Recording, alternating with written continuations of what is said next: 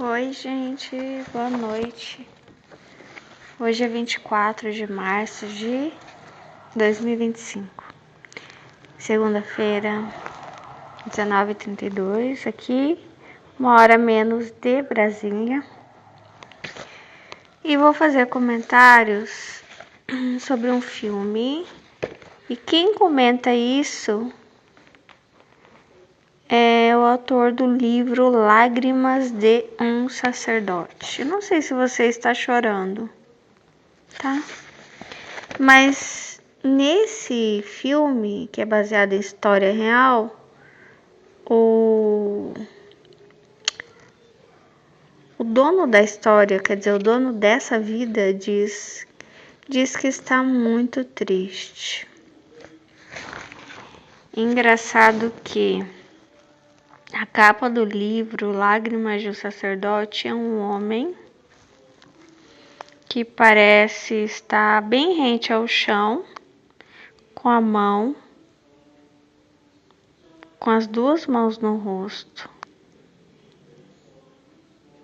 No entanto, não chora.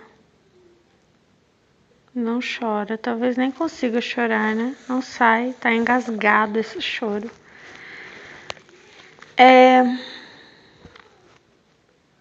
Eu vou ler para vocês depois, eu também faço comentários. Comentários do comentário. É sobre o filme do Bruce Lee.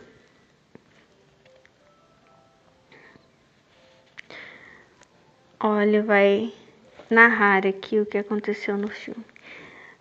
Bruce Lee chega chateado em casa porque havia levado mais uma surra na rua.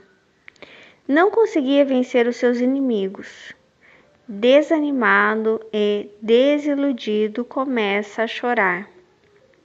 De repente, o seu mentor das artes marciais, que já havia falecido, aparece perguntando: "Por que estás triste?"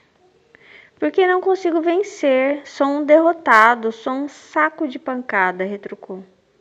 O mestre respondeu-lhe: "Preste atenção no que vou lhe dizer."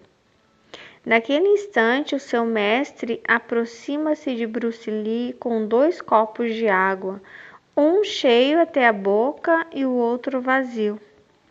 "Meu filho, você está vendo este copo cheio?" "Sim." "Pois bem, sou eu. O outro copo vazio é você. Só que o jogo está invertido. O copo cheio tem sido você.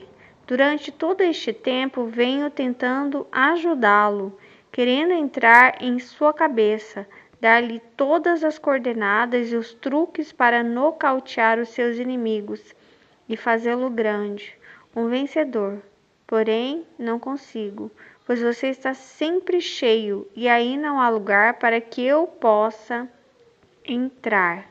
O que você precisa fazer é ser o copo vazio.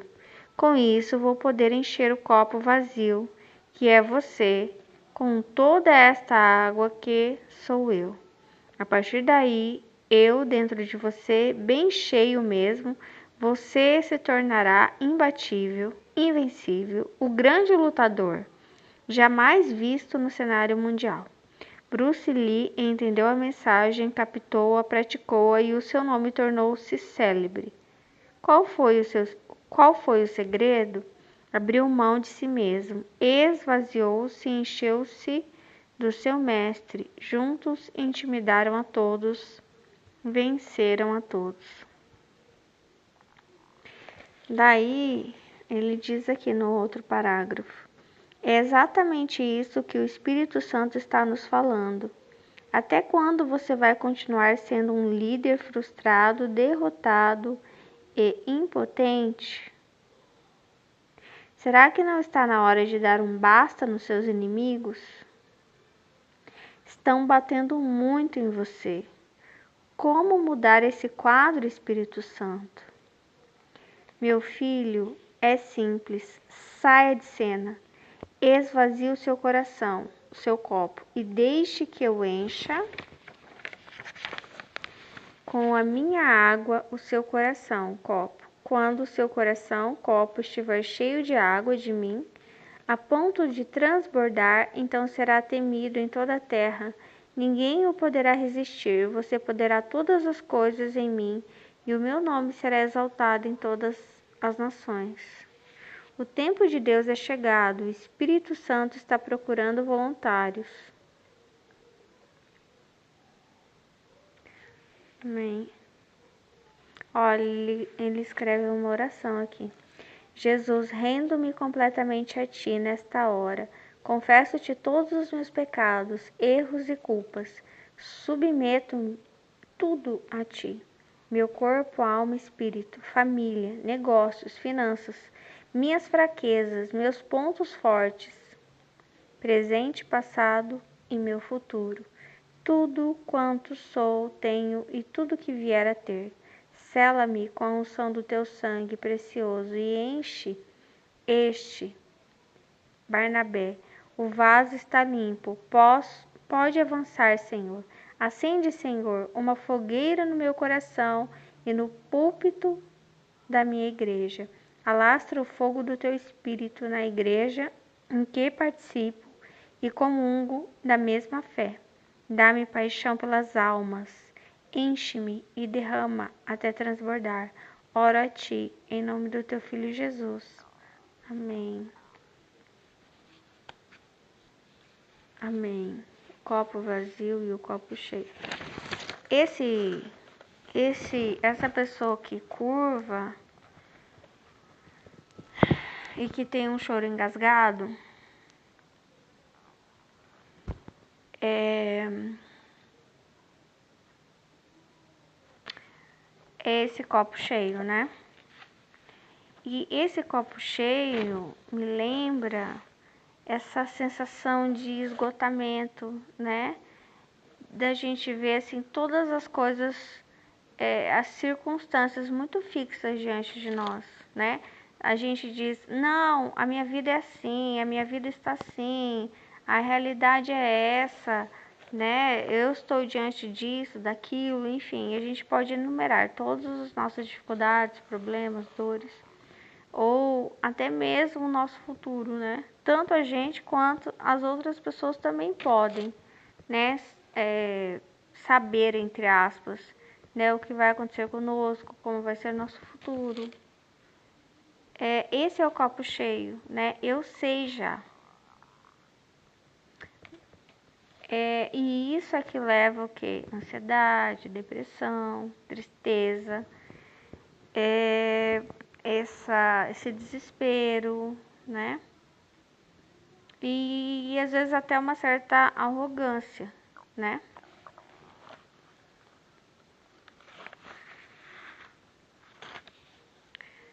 No entanto, se a gente entender que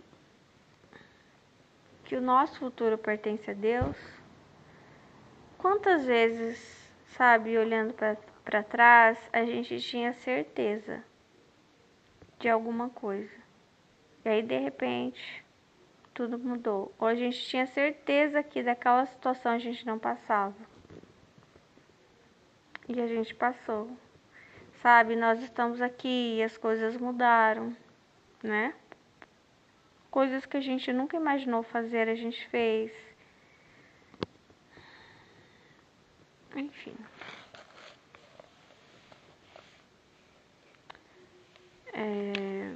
Então, assim, pelo menos eu, quando eu olho para trás, eu vejo que as coisas se processaram de uma forma diferente do que eu esperava. E não é só na minha vida. Se você pegar a Bíblia e ler qualquer personagem que você escolher, sempre tem um momento em que as pessoas têm certeza de algo, as pessoas têm uma expectativa, as pessoas têm esse copo cheio. E aí é como se Deus pegasse o copo, se você não vai se livrar disso, então eu mesmo vou. Ele jogasse assim, pá. Ele joga fora essa água e aí ele vem, o Espírito Santo, e enche com aquilo que ele quer. Porque você achava que o destino era esse, que o caminho era esse, que mas eu vou mudar tudo. Esse é o ano do fogo do Espírito Santo. Então ele vem e do nada ele joga tudo que eu achava, tudo que eu tinha certeza, sabe? Ele joga fora, ele vem e ele preenche com aquilo que ele quer.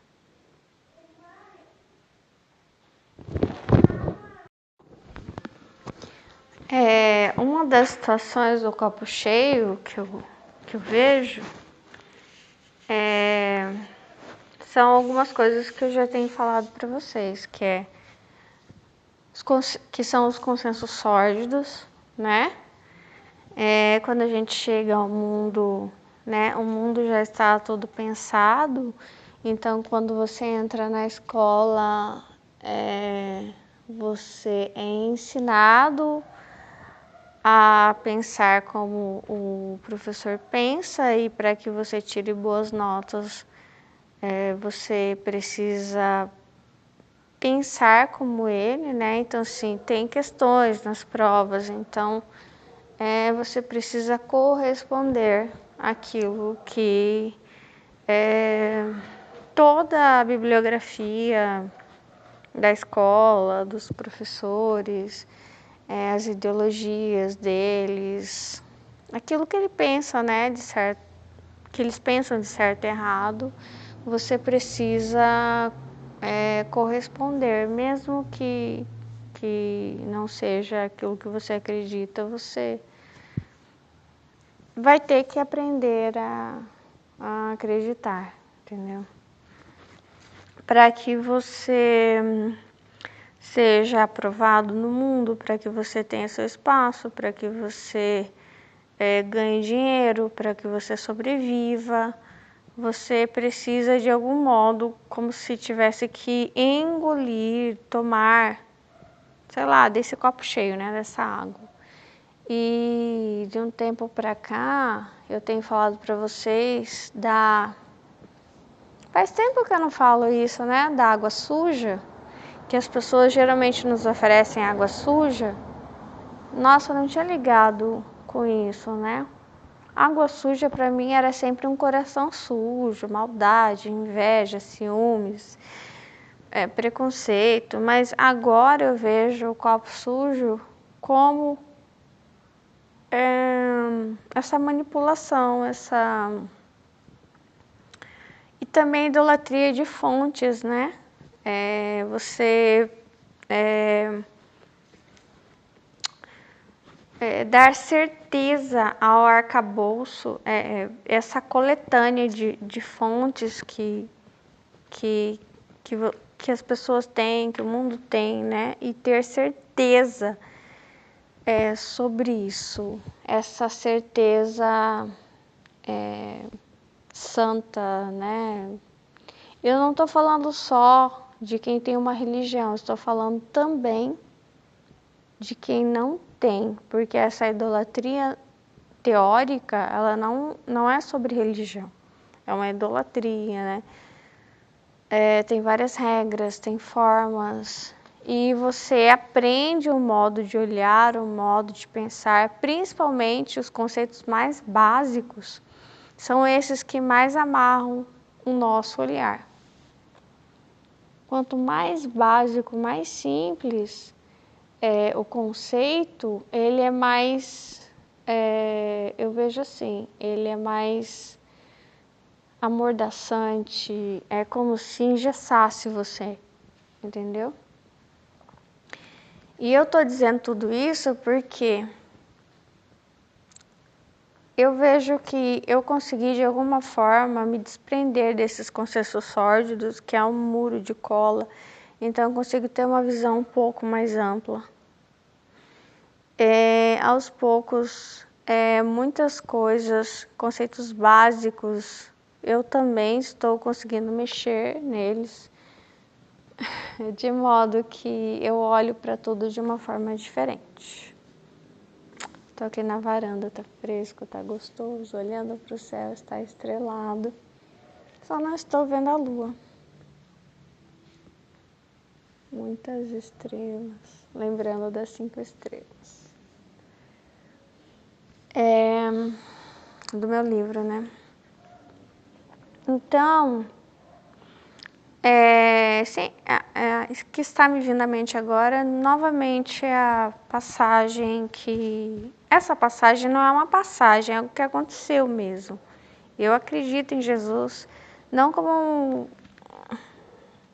um mito, né? Mas como algo histórico, algo real. Então, quando a gente fala passagem, engraçado, né? Mas aconteceu de fato aquilo daquela mulher. E olha, pensando uma coisa que eu acho que é uma prova, né? Não, eu não sou teóloga, mas uma das provas que eu creio que Jesus existiu de verdade é que ele é muito contraditório. Ele é muito ousado, ele é muito corajoso. Tem que ter muita coragem, sabe? De você ir na frente de um momento de cumprimento de sentença, você ir na frente e ficar do lado do condenado. Entendeu? Quem faz isso? Olha, tanto que quando Jesus foi condenado, todo mundo fugiu dele. E ele era o contrário, quando alguém era condenado, ele ia lá ficar junto com o condenado. Olha só que estranho, né? Porque ele não estava em busca de interesses. Quando a gente age por amor, a gente não está em busca de salvar a própria pele, que é o que ele falou, que aquele que quiser salvar-se, né? Não pode seguir a Deus. Então, a gente se arrisca por amor. Quem ama, se arrisca, né?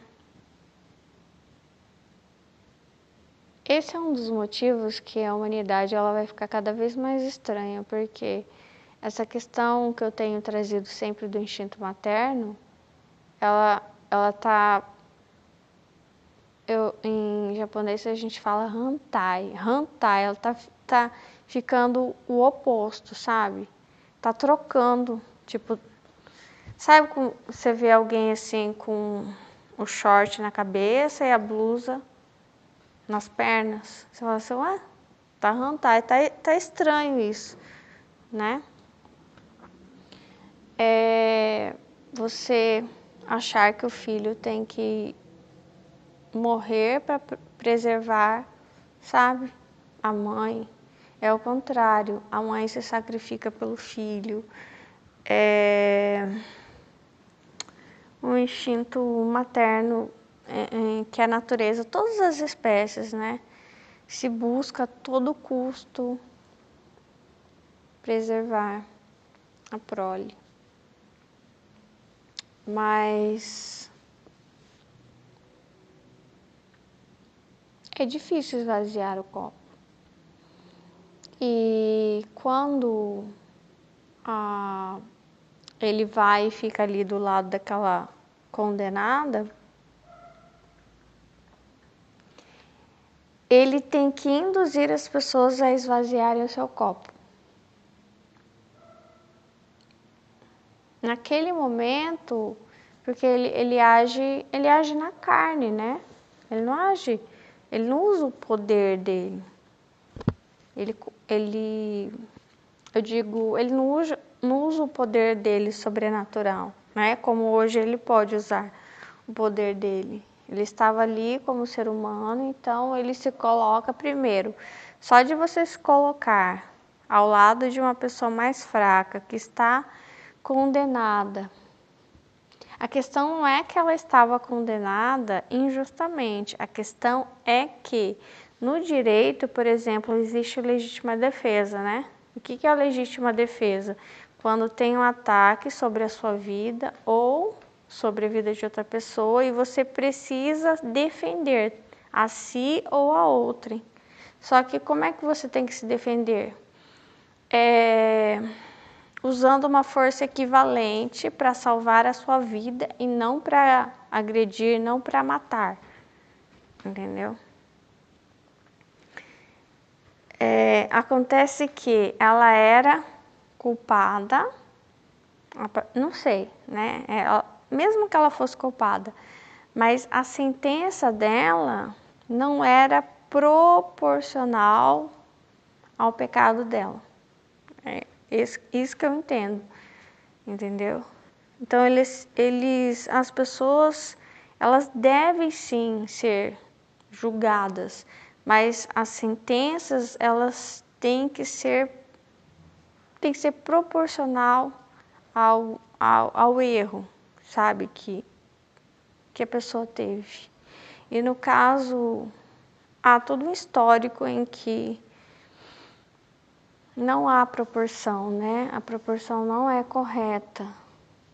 Então, quando ela é levada ali em um lugar público para ser morta, ela convive com o marido que é infiel a ela, né? Não, os israelitas não tinham apenas uma esposa, então ela não era só ela que era infiel, o esposo dela também era infiel a ela. Então, só isso já demonstrava que a sentença, ela era desproporcional, ela era injusta. E aí todos eles têm o copo cheio, que pode equivaler a essa pedra na mão, né? E o que é o copo cheio?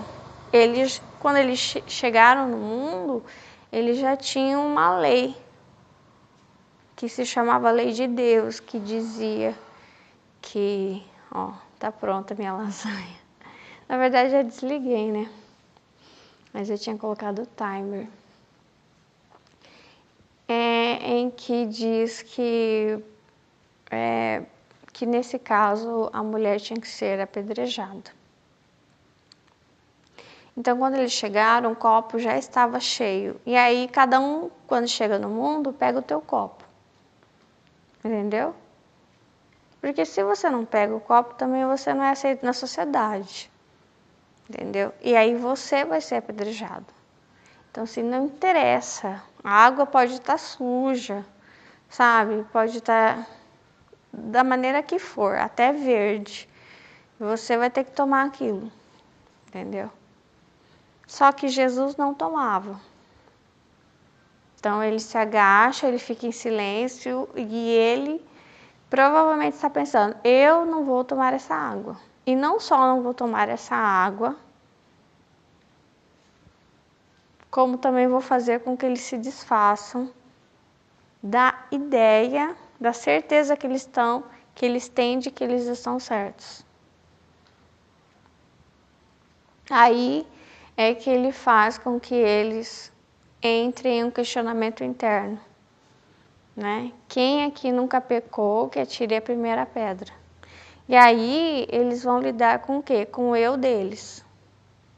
Por isso que é muito importante a análise do eu. Entendeu? Porque quem não analisa o eu, só analisa o você, só analisa o de fora, tem mais chance de ser cruel, de ser injusto, entendeu? De não ter empatia.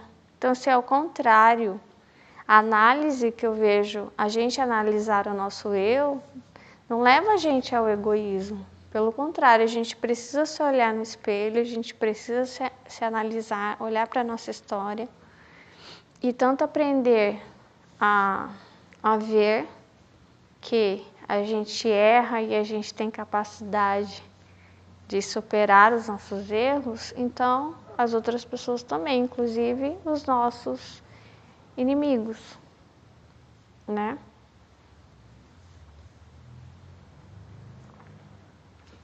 A gente erra, a gente esconde os erros, uma hora a gente tem que lidar com eles, né? E as pessoas também, a mesma coisa. E aí ele consegue, olha só, com esse questionamento, com uma pergunta só, fazer com que eles se livrem daquela água que eles receberam quando eles nasceram.